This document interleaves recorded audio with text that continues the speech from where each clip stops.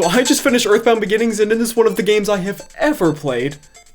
There's a lot to love, but there's also a lot that only a mother would love, so what we're gonna do today is make the best RPG ever made. Let's start off with some general quality of life things. This is what we're building the entire game off of. First things first, random encounters need to be replaced with on-screen enemies. These enemies will act similar to the rest of the Mother series, meaning that red, gray, and green swirls will be implemented as well. Second, all large portions of dialogue will be made into cinematic cutscenes. These will allow the story to be much more dramatic, especially with the obvious addition of voice acting in which Chris Pratt will voice Nintendo. Third, teleportation needs to be given as soon as possible. There is no reason to keep it from the player until Youngtown. Fourth, side quests. Lots of them. These will help flesh out the world so much, and even simple fetch quests will make the world so much more fun to explore.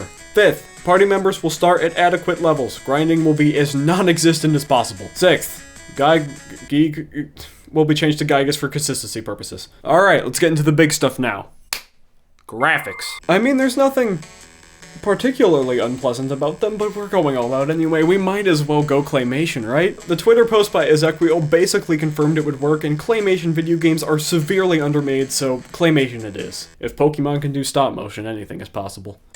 Sound. Honestly, this is one of my favorite video game soundtracks of all time, but I mean, the live studio versions are right there! Oh, never mind. And any 8-bit only songs, especially with the battle themes, would be incredible to be performed by a live orchestra, obviously with some rock instruments. Now, I'm talking like tank theme, but like Airbuster, you feel? I mean, running around in claymation with the Catherine Warwick Pollyanna in the background would already be the best game ever made, except it wouldn't because— What actually is this map design? I understand that this was revolutionary for the time, but this is unplayable by today's standards. However, we might not need to change as much as you think. It's obvious that the map is too big.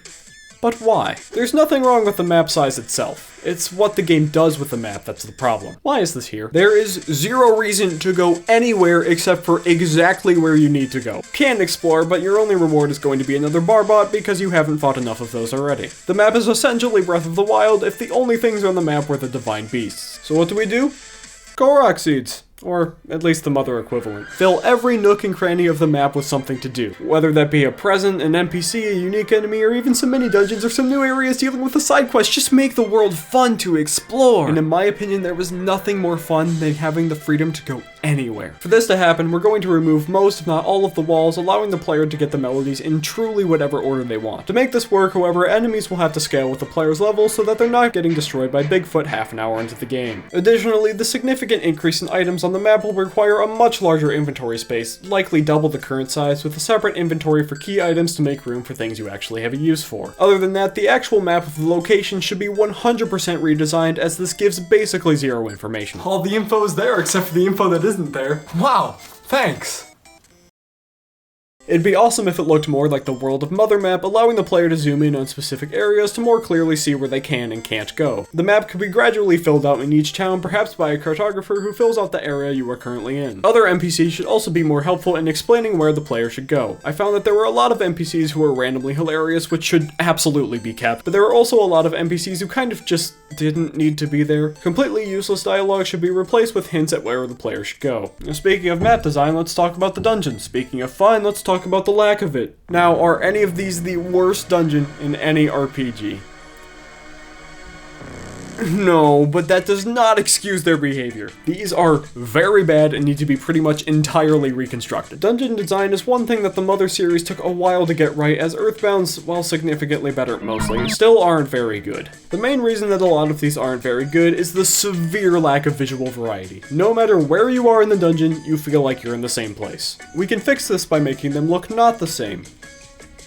Wow. For example, Duncan's factory could have some areas where the power is out, maybe having some remnants of destroyed robots, or maybe Dr. Distorto could be a main character that you have to follow around, becoming a twist boss at the end. Other than that, adding puzzles is pretty necessary. Mother Encore is already doing this, and for the first time ever, I'm actually excited to experience Duncan's factory. Things like this can make the dungeons more of exciting events, rather than just pulling up the map and going.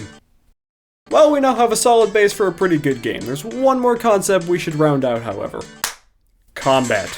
It's genuinely pretty good, especially for an NES game, but it does take a while to get that turn-based flow going, you know what I mean? Ability diversity is there, but needs to be much more present. Let me explain. Ninten is your healer and main damage dealer, Lloyd is only a damage dealer using mainly items, and Anna deals large amounts of damage at the cost of PP. They all deal damage in different ways, but they also only deal damage for the most part. The characters can be further diversified by having them be more reliant on their methods of dealing damage. For example, Lloyd should be given a larger span of items to use, all of which deal incredible amounts of damage, while his base damage output is even lower than it already is. Additionally, many of Anna's PSI powers should be significantly buffed while PSI freeze is nerfed, allowing for more strategizing of when to use what. Characters should also work better in conjunction with each other. Instead of each member attacking each enemy like usual, Lloyd could attack all enemies while Anna defends against large attacks, and Ninten heals any damage that slips through. Speaking of damage, wow, every enemy needs to be nerfed. Damage should probably be reduced by around 25%, while EXP needs to be doubled. Other than that, rhythm combos are a given. Mother 3 basically revolutionized the combat system, and I see no reason to take any steps back.